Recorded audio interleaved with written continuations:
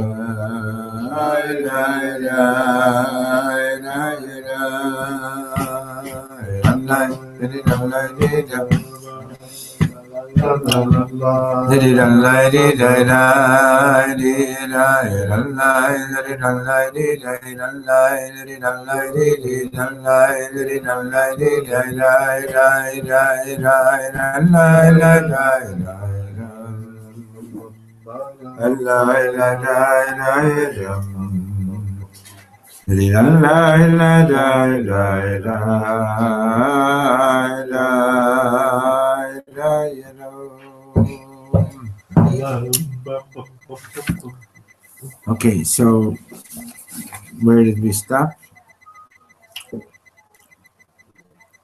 Anybody? Michal, do you remember? I think Somebody's there. Somebody's there. yellow on page 26, I think. We talked about the tzaddik falling. No. So You're right there. Why don't you? Okay, maybe it's not even our door.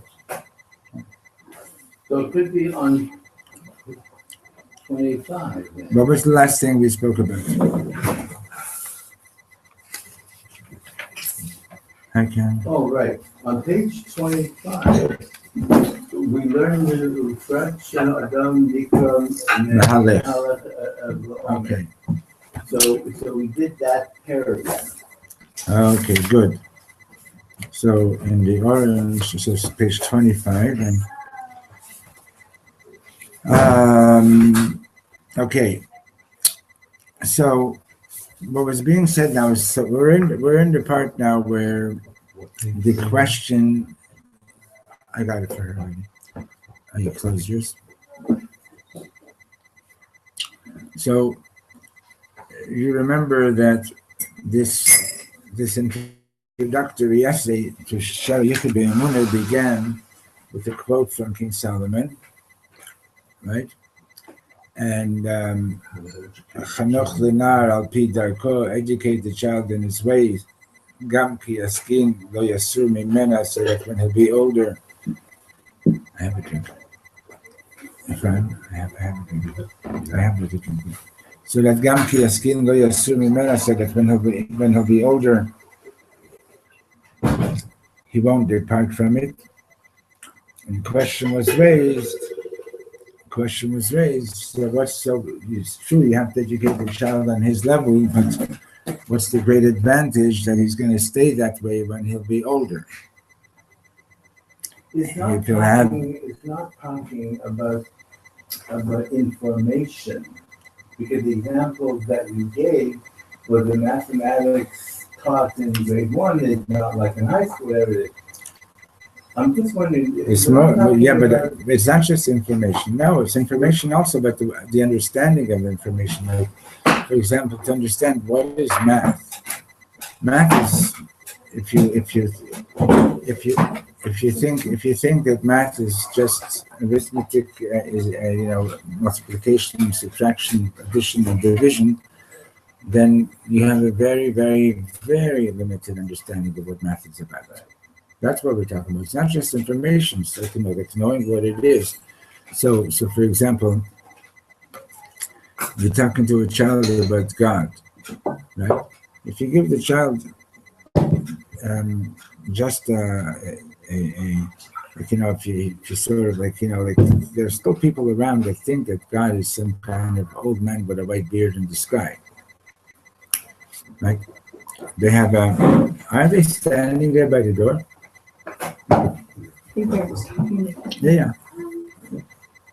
So if you think about God with that kind of, it's like a big shadow. Are you even allowed to try to present God in that way? It gives people like a very, very weird idea about God. Because they're good. So like at some point you try to understand.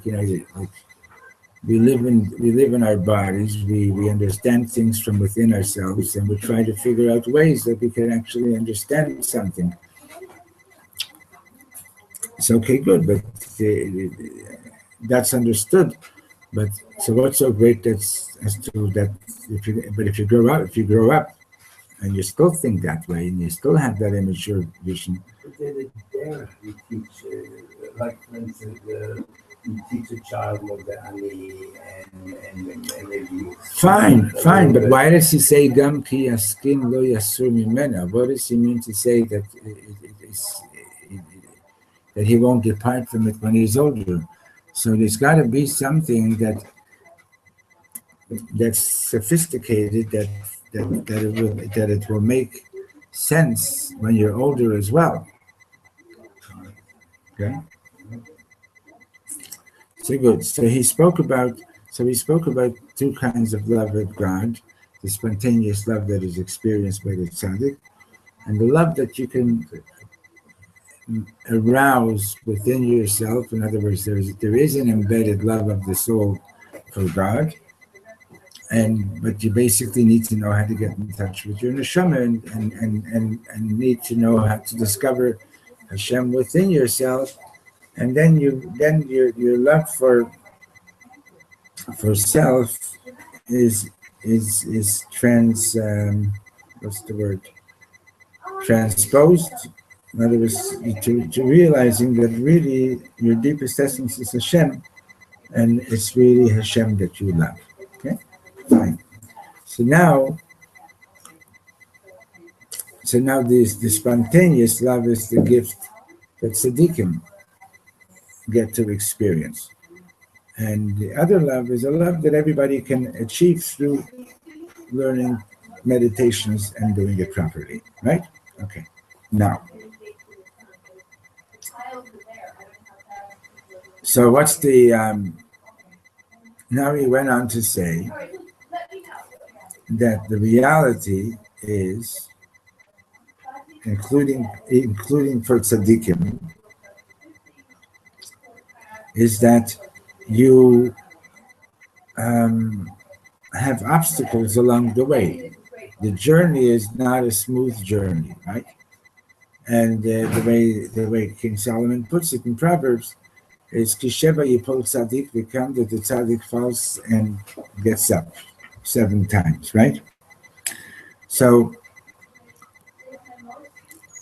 and particularly since mankind is considered in distinction to angels are permanently fixed on one level, whereas a human being is considered a mahalech, a walker.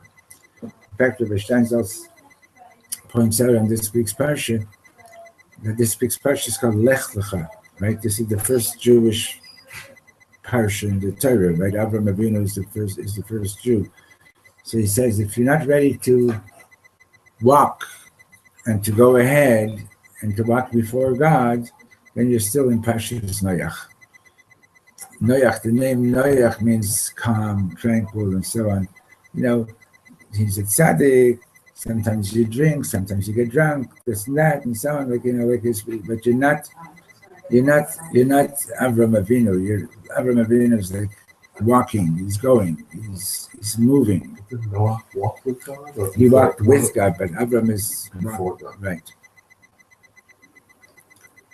So man is a walker, right? And you have to walk, you have to go from level to level. As a matter of fact, that's one of the Hasidic commentaries on Lech Lecha, is keep going. Don't stop and say, oh, now I've learned so much, I'm so good at davening and this and that, and I'm just going to maintain my position here. No, you got to keep going. There ain't no such thing as just maintaining your position. Okay? Because as we do, we go up or you go down. So now in the yellow, we're on the bottom of page 25, the last paragraph, and in the orange, I have it prepared for you.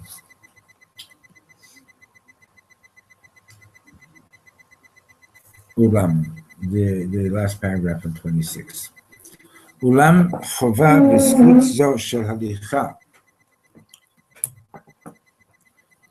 Now this obligation to walk, and also this merit, this opportune merit that we have of making progress, of walking, shel aliyah midarga lidarga, to ascend from level to level, yesh ba sakanot. There are dangers along the way. Ubein madrega lemadrega, between one step and the next step, terem shiagia lemadrega liyonami mena, like if you're ascending a ladder, between one rung of the ladder and the next rung of the ladder, before you get, when you lift off your foot off the first rung until you get to the next rung, hu bebchinat nefila mimadrega harishona.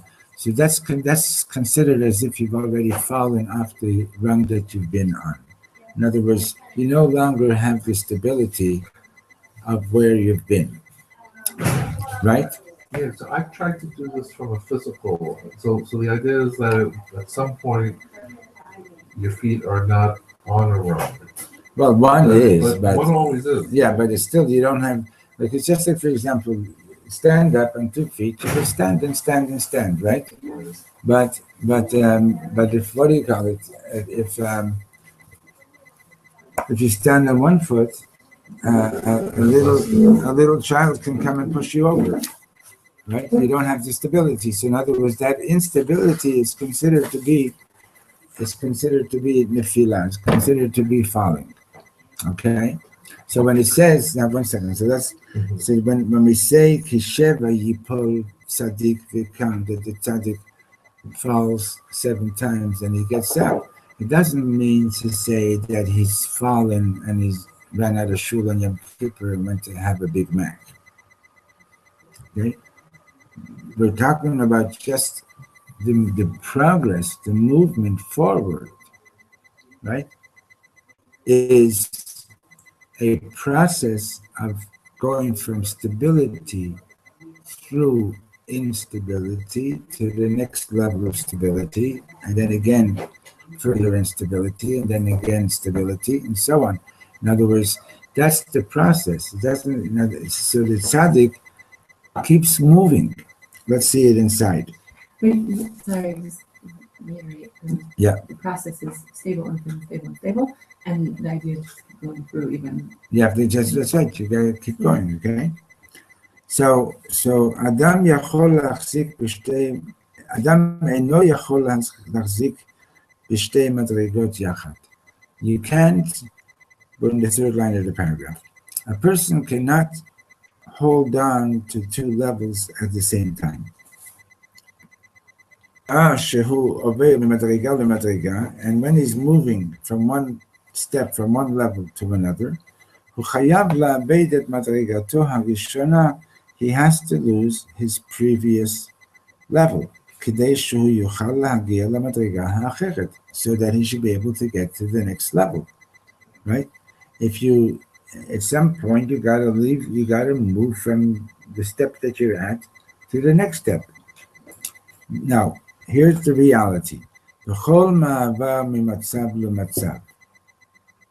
Every transition from one state to another state, medium, from one media to another media,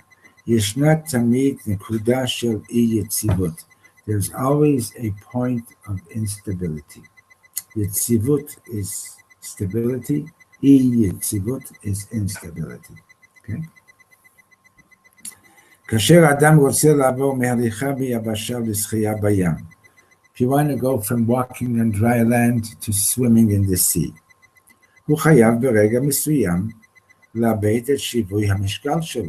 so at a certain point, you lose your balance, right? You go into the water, you're no longer touching the ground.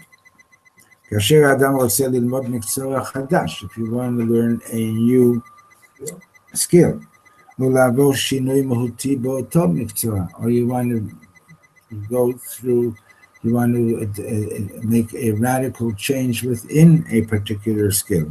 הוא צריך, כדבר ראשון, it's necessary, first of all, in the yellow we turn the page, not in the orange. First of all, it's necessary, לשכוח את שידע עד עכשיו. You have to forget what you've known until now. מה שידע, what you've known in the past, לא רק שאינו עוזר לו, not only that it doesn't help you understand what you're trying to learn now, אלא אף מבלבל אותו. It's also possible that it will confuse him ומפריע לו ללמוד את הדבר החדש, and will interfere with learning the new subject or the new skill. במתמטיקה, בהיסטוריה, בכל תחום. In math, history, every domain of study.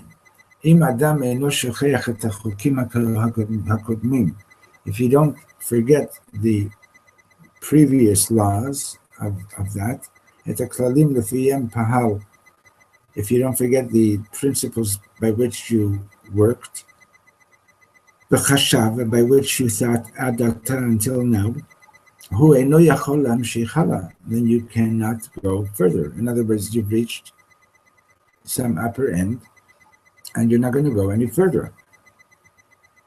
So the new things you learn don't build upon what you learned. You have to. But they do. They when you're learning new things, and they're building on previous knowledge. So if it's an expansion of the previous knowledge, right? So you're also expanding the principles in a certain sense, okay? Now, take for example, I was told, I don't know very much about physics, but I was told that physicists, top physicists, who try to understand Einstein on the basis of what they already knew, could not understand him. Only those who were willing to erase the blackboard, so to speak, were able to understand what he came up with. If you try to understand him according to what was known yesterday, it was not possible. It was such a radical new way of understanding in physics that it just didn't fit with the old anymore. Okay? If they go from one level to another level, let's say the arrhythmias. So you're building. Yes, like Ephraim Mordechai was saying, if you're going from one level to the next level, you're building, but still you've got to have the realization that you've reached a certain level and that there is more. But you don't forget where you learned and you build on it. You okay, but you forget the idea that in other words, you gotta forget the thinking of I had this goal, I've reached this goal, and that's it, finished.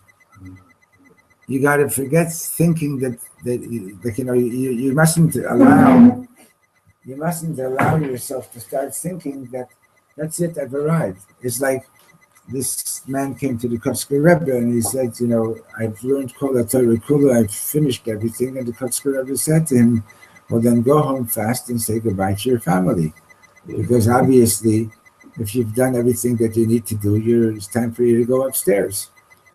And he says, no, I still have some things to do. Okay? That's a good answer. Okay? So יש אנשים שמבחינת אופיים אינם יכולים לשכוח. There are people that by virtue of their character, they can't forget. They can't forget things from the past. והם אותם אנשים שאינם מסוגלים להתקדם. And these are the people who cannot make progress. Okay? It's like, imagine back in the old days, you're sitting around with your friends and the most advanced form of transportation that people have is a horse and a buggy, and you're sitting there in after a hard day's work and you're sharing a drink, and somebody says, one day there's going to be a vehicle that's going to go faster than a horse and a wagon, and it won't even have a horse, right? And everybody's going to sit back and say, "Are you crazy? It's not possible. It's not possible, right?" Now, it's not possible if you don't let go of the idea that it's not possible. In 1886, I believe it was, if I remember correctly from my days in economics and statistics, this demographer was calculating the rate of population growth in Manhattan, and he calculated that given the population growth of Manhattan and the amount of horses there are per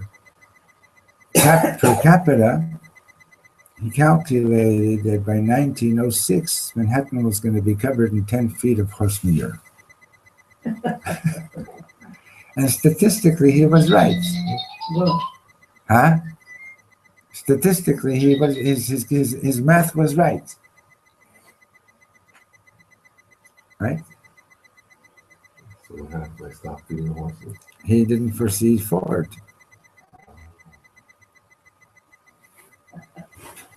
Okay. So Now we have herbivores in New we have York. what's going on in the States now Terrible, vis-a-vis terrible. Israel Oh is my God. totally disgusting. Disgusting. But you know what? They're showing their true colors. Anyway, let's go back. Let's stay in the learning, okay?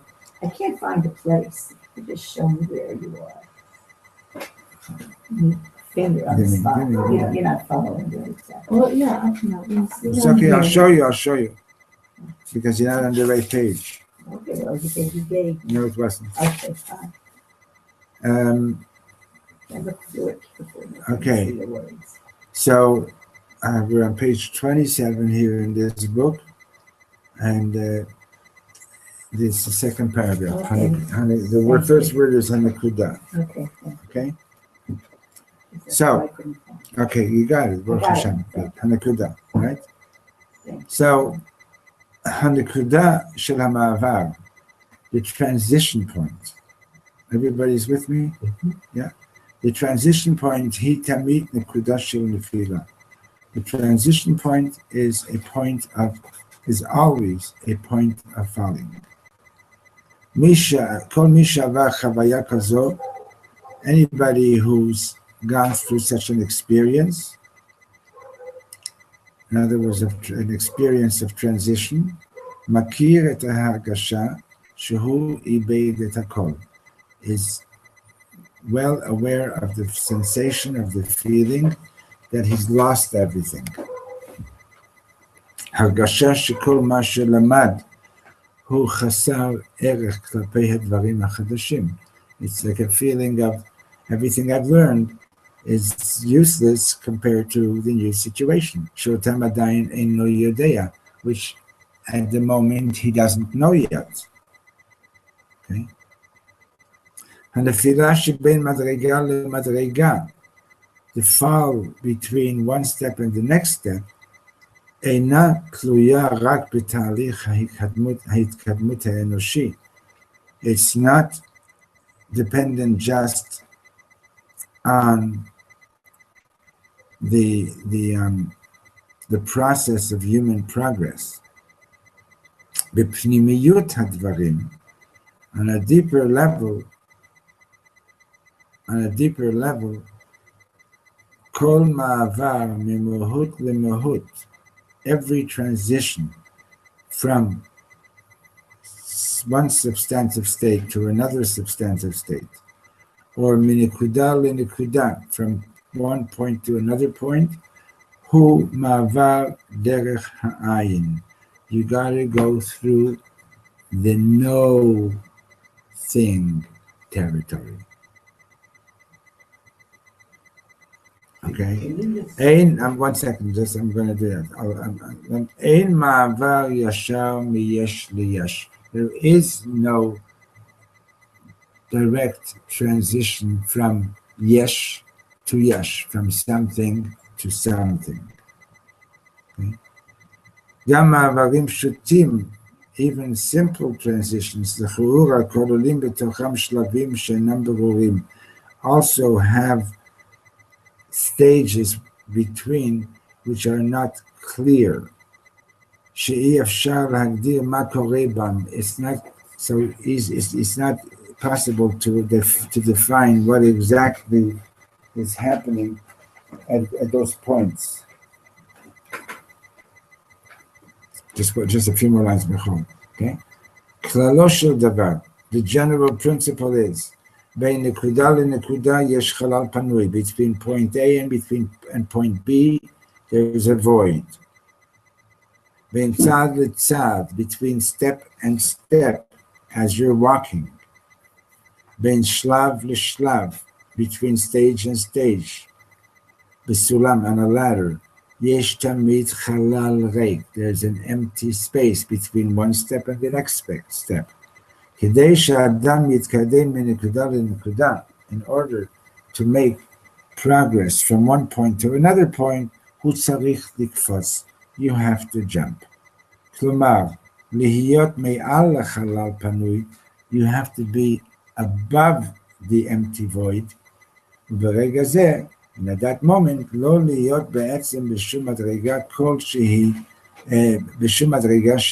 at that point, you're really not at any stage, right? So what happens, right? So let's say you're standing on 2 feet. Now you're lifting 1 foot, right? And what do you got to do to make progress? You got to jump to the next level. If you don't, you're going to fall through the crack.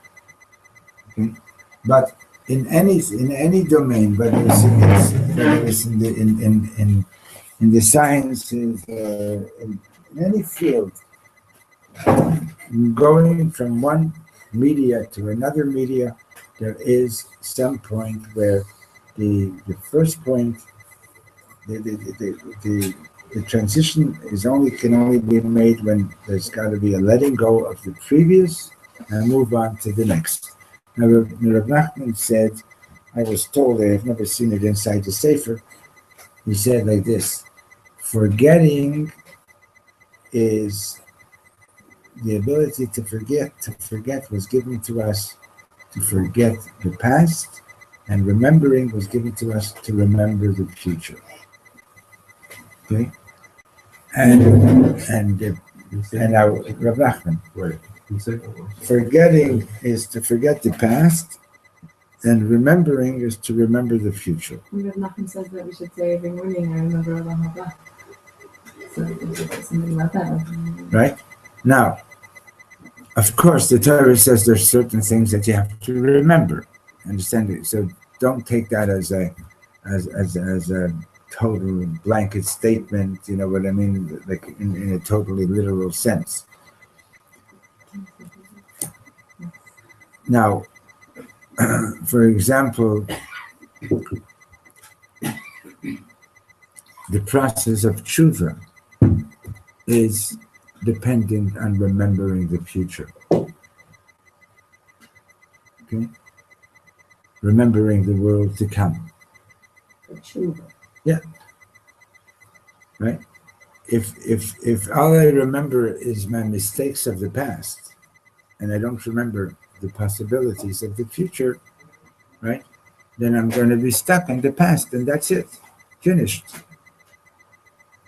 Damaged, destroyed, broken, and that, right? And the whole thing about Yiddishkeit is lech lecha, move, keep going. Okay, right? Over here, if somebody wants to get hurt, they don't have to jump off a building. You can just try to stand in the middle of the shuk and not move. Right? People do move. People move here, whether you like it or not. It reminds me of Taibo and Kaylin. Because when you Taibo, when you Taibo And you let it go. you have to let it go for just a split second in order for it to be considered. To be covered completely, yeah. So there's just a moment where you have to go, like, Right. You have to be able to do that. So Kisheva Yipol Tzadik Vikam, right? So that's the danger. The danger is that as you're moving, you're going to lose stability and you might fall. Okay? And I'm generally not afraid of heights. But one day I went on a teal when I was teaching in the Rappaport school with my grade 5 class, and we were in Tekoa, and we were going into the cave. Okay? And the distance between the rock that we were standing on and the mouth of the cave was about this much, okay? But literally, if you look down in this spot, it was like an elevator shaft, like many meters, okay? And all you had to do is you just had to cross over like a foot to get into the cave, right? Including me, so many of us, like we took a look over there, we took a look at that empty void, and believe me, it was scary to make that step. Right. That step was no bigger, maybe slightly bigger than the step that you make when you're normally walking. Okay? But when you looked at the empty void, and the empty space in between step and step, it got scary. Okay? So the you have to be willing to let go, Right. otherwise you're not going in. Okay? And then when we went into the cave, it was literally, you couldn't, if you would have a white piece of paper in front of your eyes, you wouldn't be able to see it. It was total darkness. And a lot of people just couldn't handle it. They had to, Right. they couldn't handle it. They had to go back up right away. And others were just crawling along and feeling your way in the darkness and seeing another way of being, so to speak. Okay. So the back in Montreal at the school that I was teaching at. So one day, I don't remember what the subject was at the time, but it was basically it had to do with being aware of another person. We have to and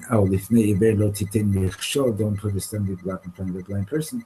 And I wanted the kids to have some sensitivity to these issues. What I organized was like from like kids from 2 classes, a certain amount of them were designated to be blindfolded for the day, and the others were designated to be their assistants. And it was like an amazing learning experience for the kids, both for those who were blindfolded and for those who were for those who were assisting them. Verstehst? So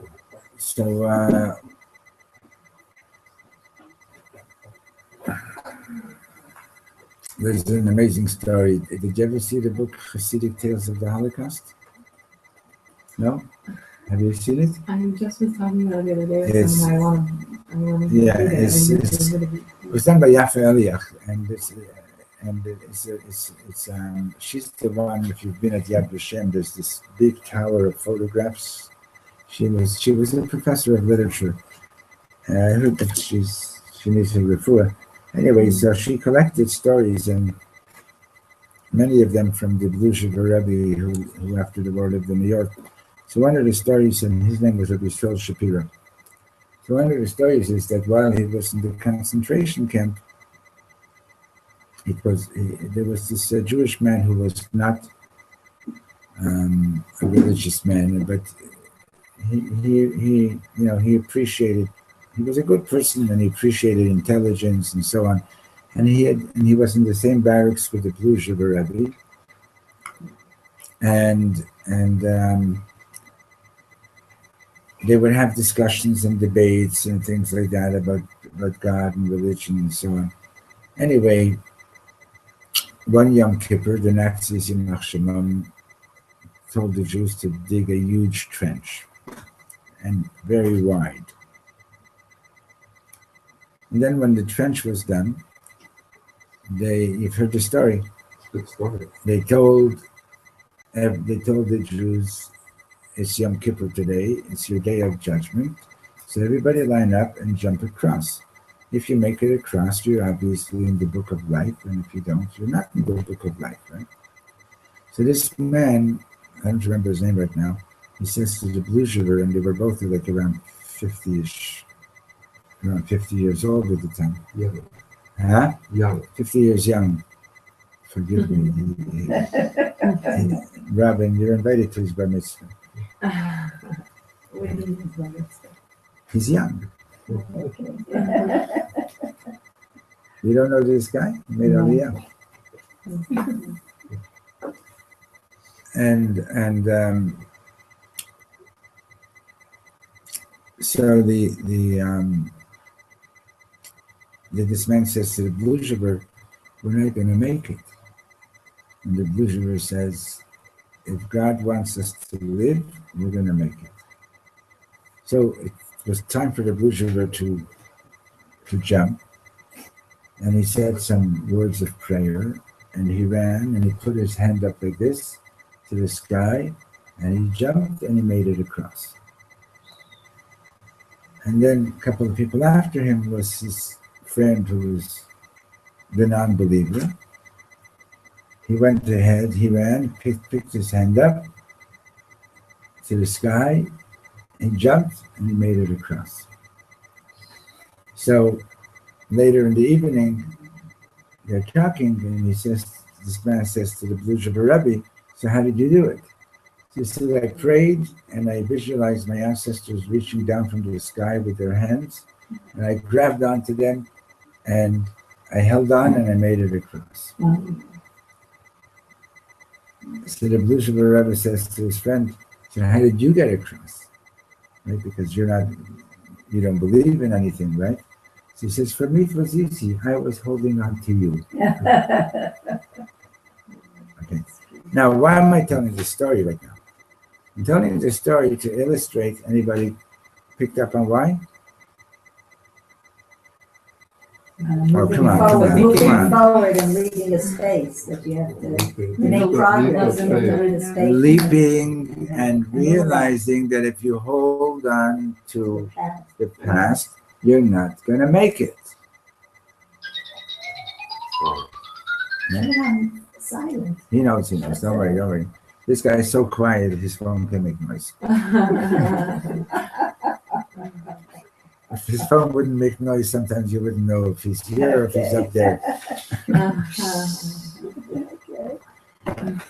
Okay. It's my friend, Efraim Mordechai. Nice. So, and there's my president. Didn't hear you.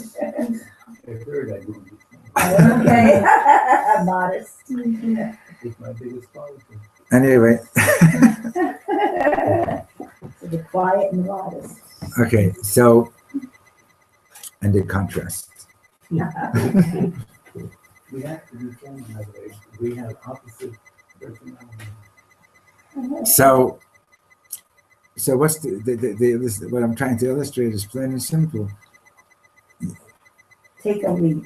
Move it. But to take a leap, not stupid leap. In other words, you have to have a leap towards something, right? You might not know exactly. You might not know. This is Lech Lecha, okay? This is this week's parsha. Rav Steinzal says, if you're not ready to do like Avram Avinu, like to go, and you don't even know yet where you're going, but God said, pick up and go. If you're not ready to do that, you're still in Parshas Noach. You're not in Parshas Lech Lecha yet. Okay, and you got to let go of the idea that it can't be done. It could be done. Okay, and what I suggest to you is, I want you to, when you have a chance, go on YouTube, TED Talks, if you ever watch those things. They're amazing. And look up Kitra Kahana. K-I-T-R-A.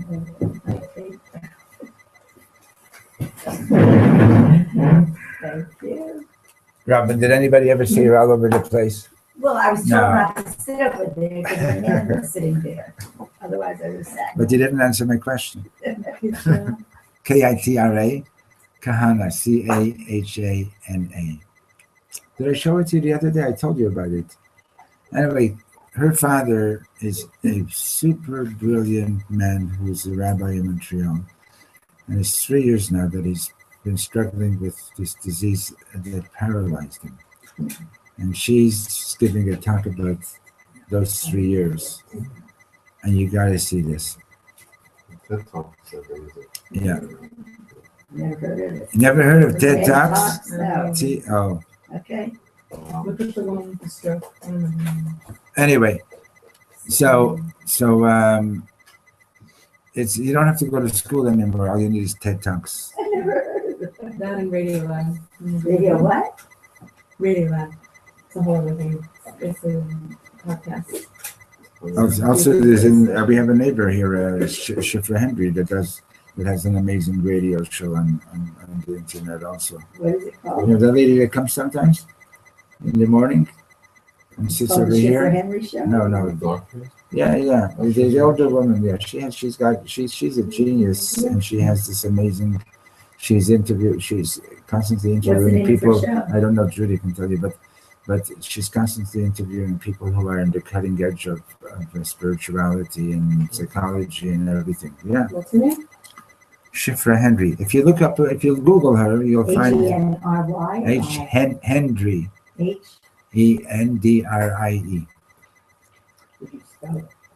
Anyway, so you Google her, I'm sure you'll find her show. Okay. Anyway, so the whole point was now. So let's just read a little bit more inside. But ki yipol lo yutal. So David HaMelech says, though he falls, he's not out of the game. Why? Klomar, look inside, in the middle of page 26 in the yellow, but it's a different page there. Klomar, meaning to say, Gam im yipol, even if he falls, the tzaddik, b'muvan zeh she'ibedet shivui hamishkal, in the sense that, not that he's crashed, but he's lost balance.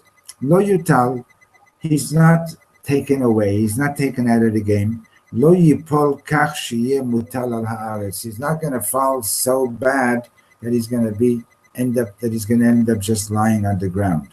Kasher adam ratz, when a person is running, hu nimtza be'etzem b'matzav shel choser shivui mishkal.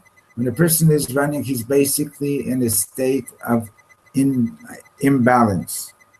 V'lulei haya mamshich larutz, and if he would stop running, haya nofel, he would fall. Okay, right? If you're never mind running, if you're walking, right, and you pick up one foot to keep going, and then you decide for some reason or other to stop right there, right? You're gonna fall. You can't stand up. You can't stay on one foot, maybe for a minute or two. You know what I mean? In other words, it's because you're In other words, as you're moving, you're in a state of imbalance. But as long as you're moving, you're okay. As long as you're moving, you're okay. It's when you stop moving, that's when you start getting into trouble, right? Who said you have to stop on 1 foot? I'm just saying, even if you stop on 2 feet, you know, The theory you know, of you inertia. remember, Object you remember motion stays in the word in Yiddish, verschimmelt. motion. What does verschimmelt mean? No, verboten. What does verschimmelt mean? Mixed up, verschimmelt. No, verschimmelt is when, you know, like when bread starts going, when it becomes moldy is verschimmelt. Okay. In other words, for example, if you don't open your windows in these houses in wintertime to get fresh air, you start getting mold like crazy, right? If a person stops growing, they become verschimmelt. The person becomes moldy. You understand?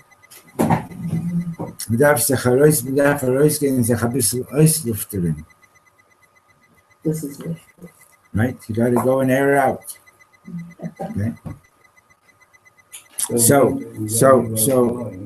Okay. So let's read this paragraph. Okay. So when a person is running, he's in a state of imbalance, and if he were to stop, he'd fall. In fact, kol hahiluch shel adam, every walking movement of man, who ibud zmani shel shivui hamishkal, is a temporary loss of balance. K'dei limtso shivui mishkal chadash, until you find the next new state of balance. Hamatzav k'fi sheneimar, so as we've said, hu matzav misukan, that's a dangerous state. Yichola likhot teuna, there can be an accident. Shadam yutal, that the person might be removed. Klomar yipol legamri, he might completely fall. אבל הדרך של כי ייפול של אדם שהולך, but the falling of a person who's moving, של אדם המתקדם, the falling of a person who is making progress מדרגה לדרגה, from level to level, his condition is such that שגם כי ייפול לא יוטל. Even if he does fall, he's not really going to be out of the game. And it's not considered a fall. It's not that you've actually fallen, it's just that in comparison to the stability of the previous stage that you were at, now it feels like you've fallen. So when we say that the tzaddik has fallen 7 times, it doesn't mean that the tzaddik is now behaving like, you know, like Joe the gangster. It's just in comparison to the level that he was at before, it's as if he's fallen, right? Now this is an amazing story from the Talmud. In the yellow is the last paragraph on 26. מסופר על רבי זרע שבבואו לארץ ישראל, that when he came to Israel, you'll be able to identify with this, every one of us who's here right now. קיבל על עצמו 100 תעניות, he took upon himself 100 fasts, כדי לשכוח את התלמוד הבבלי, in order to forget the Babylonian Talmud, שלא יבלבל אותו בבואו ללמוד את תורת ארץ ישראל, so that it shouldn't confuse him when he's going to be learning the Torah of Eretz Yisrael. Rabbi Zera היה צדיק גדול, Rabbi Zera was a big tzaddik, ובוודאי נענה לו הקדוש ברוך הוא, and surely God answered him. ואם כן, so if that's what happened, if he forgot his Babylonian Talmud, So then the question is, "Mi'achar v'shachach et haTalmud habavli, ma haya ba'ota sha'a?" So what happened during this time that he forgot the Babylonian Talmud? Ha'im haya stam am ha'aretz? Did that leave him as an ignoramus? Right? Ela, shenefilah zo, this falling, אינה נפילה גמורה, it's not a total falling, אלא רק ירידת יחסית. Relative to the previous level is a state of downfall. יש כאן תהליך, there's a process here. אדם שוכח סוג מסוים של דברים, a person has to forget a certain type of knowledge, כדי ללמוד דברים מסוג אחר in order to learn a different type of knowledge. לא נפילה גמורה, this is not a complete falling. In the yellow we just moved to 27. אלא תנועה, but rather it's a movement. המדרגות מתחלפות ביניהן. The levels are changing. נותנות ומקבלות אחת מהשנייה. They're giving and receiving one from another. כמו שאדם שהולך ומניע את עצמו מרגל לרגל, just like when you're walking, you're moving yourself from one foot to another foot, from one foot to another foot.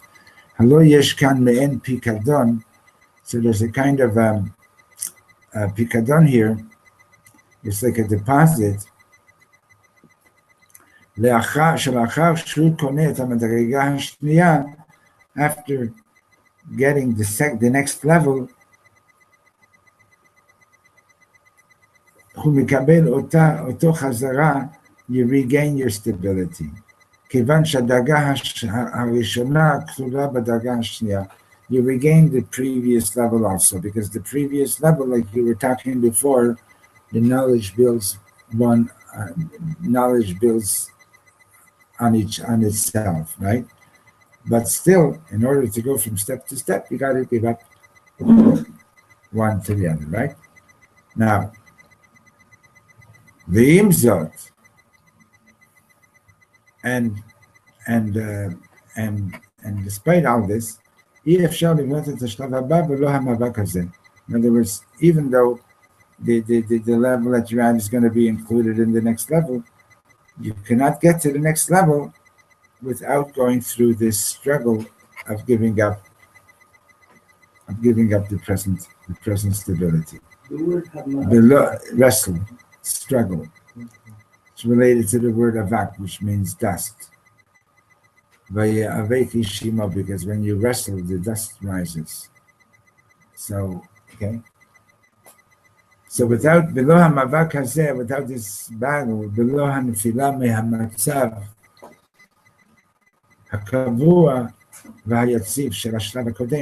without that struggle, without that letting go of the previous level, you can't get to the next level.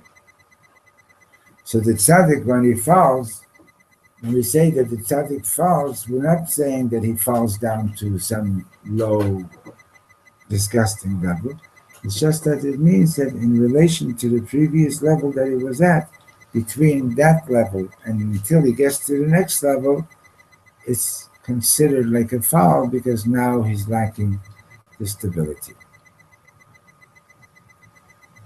That's true too. Yeah, for everybody. When we're learning, and I'm going to ingest it, there's a sense of shifting of the old and making space for the new. Yeah, but it seems like you need to, I don't know if integrate's the right term, but if you learn something you don't want to forget, you need to go stage by stage. And as a matter of fact, a friend of mine once showed me a commentary from the Vilna Gaon on the book of Proverbs.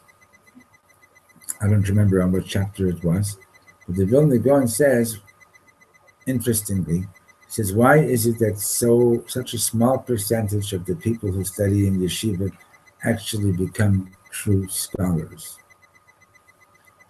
So there's obviously more than one reason, but the reason that he discusses over there is, he says, you're sitting and learning. And the guy at the next desk is sitting and learning, right? And you see Like, you're struggling with a few lines of Gemara and a few words of Rashi. And the guy at the next desk, he's reading the Gemara already, he's reading the Rashi already, he's reading the Tosfos, he's reading the commentaries. And a thought comes to mind and says, hey, Sholem, you're just as smart as this guy. You should be learning at the same level that he is, right? And initially, I don't realize where that thought is coming from. I think it's coming from a good place. So what do you do? So what does the student do? So you jump to the next level that your friend is at. Now, but in between the level that you're at presently and the level that your friend is at, let's say there's 2 or 3 more stairs, right? Now, what happens when you jump up to grab onto something that's a little bit beyond your grasp? You might grab onto it with your fingers, but you can't hold on and you're going to fall. So you jump up to this other level and you're holding on with your fingers, right? And then you fall, and then the Yetzer Hara takes off his mask. He takes off his mask and he says, why are you bothering to be here in yeshiva? I told you it's not for you. But at first he disguises himself and is coming to talk to you like he's your friend and to propel you to learn on a higher level. So Ephraim Mordechai, you're here long enough to know that we're living here in the land of paradox. You understand? So when you learn something and it says it's like this, so know that it's like this, and it's also like that. I think one of the challenges for Judaism is, like in other religions or other things, like in karate, you have certain benchmarks of progress. So like in karate, you get a yellow belt, and then you go to a green belt and a brown. And so and in Judaism, there's things also, but in Judaism, it doesn't seem like you have that. Well, you have, if you want, you can get smicha, you can get ordained, understand? And but if you think that lower levels, but even at the higher levels, if you think that you've arrived, you've definitely not gotten there. Understand? And that's exactly the Rav Steinzal says. Lech Lecha is the first test that's actually spelled out in the Torah that Abraham Avinu was given. But there's also, the Mishnah says he was tested 10 times. And the previous test before Lech Lecha is alluded to in the Torah that, the famous story, Abraham Avinu was a naughty boy. His father left him in the store to take care of the business while he had to go and attend to do some things. And a customer came in and he said he needs to buy some idols. What kind of idols do you want? By the way, somebody actually once did a doctorate and collected a listing of all the idols known in the history of mankind. The book is as big as a telephone book. I've seen it. So he says, what kind of idols do you want? He says, I want the kinds that protect your house from theft. So Abraham Avinu says to the man, so what have you done until now? So he says, well, of course, I had a set. So why do you need another set? He says, they were stolen. So Abraham Avinu says to him, they can't protect themselves from being stolen, they're going to protect you from being stolen, right? And this, the medrash goes on, and every customer that comes in, Abraham Avinu shows them how ridiculous it is, and they all leave. Nobody buys anything. And then Abraham Avinu picks up a hammer and smashes all the idols in the shop and sticks the hammer into the broken hand of one of the idols. And his father comes in and he's about to beat up his son. Like, what did you do? And Abraham Avinu says, no, Daddy, I didn't do this. And she says, what do you mean you didn't do it? She says, that one that stood there in the corner, that he got up all of a sudden and he said to everybody else, bow down to me, I'm the biggest idol. And the one in the other corner said, who do you think you are? I'm bigger and more powerful than you. And before you knew, they got into the fight and everybody joined in and this is the result that you see. And his father says, kiddo. So he says to his father, so you believe in these things, right? And a word went out in the beach king Nimrod that there's this little boy that's destroying the faith of the people. They haven't brought to Nimrod, and Nimrod says, you bow down and to this idol. And Avraham Avinu says no. And Nimrod quoted. And Nimrod says, you better do it. And otherwise you're jumping into the fire pit. And Avraham Avinu jumped into the fire pit. And he was walking around there, I think, for 3 days, and everybody's like freaking out, like this guy's there and he's not being harmed by the fire. And that's where he was expelled from Haran, him and his family and so on.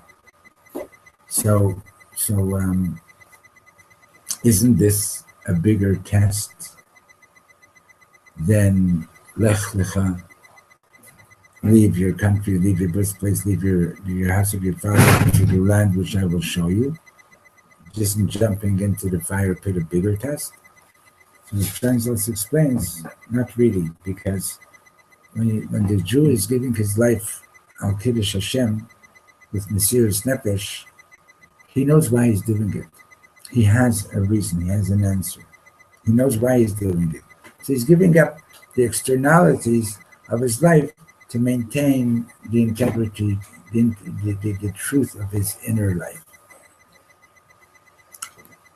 But Hashem is saying, leave your land, leave your birthplace, leave your family, and doesn't tell you why. Right? Just blind faith. Just why, and you don't know why. So this test is even more difficult because you have to break that question of why. Also sacrificing his son. That's later. Hold on, 1 second. You have to break the why. It doesn't make sense to me. In other words, you have to be able to give up your totally human need for things to make sense before you do it. And trust Hashem. Hashem said, do it. The other aspect of it is, go to the land that I will show you.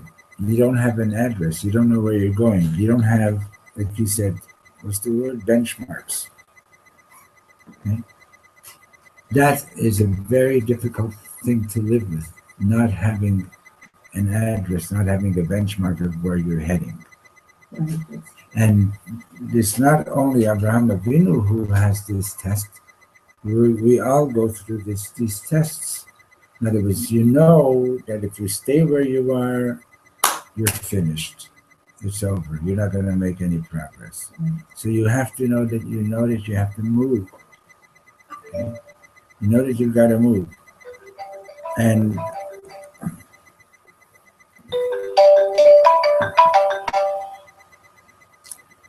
you're late. I'll call you back in 5 minutes, Mr. Shem, okay?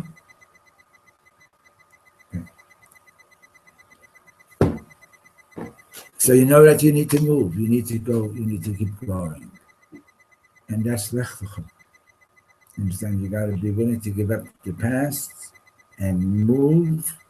And you don't necessarily know if you're going to end up better. You don't necessarily know if you're going to come out a winner. But you know you got to move. And that's what a Jew's got to do. The journey never ends. Well,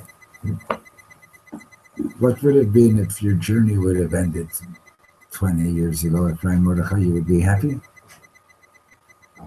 You'd still be sitting and watching. You'd be sitting and watching Kojak. Reruns. You got that word for. Huh? I think. No, I'm serious. Just that. Why have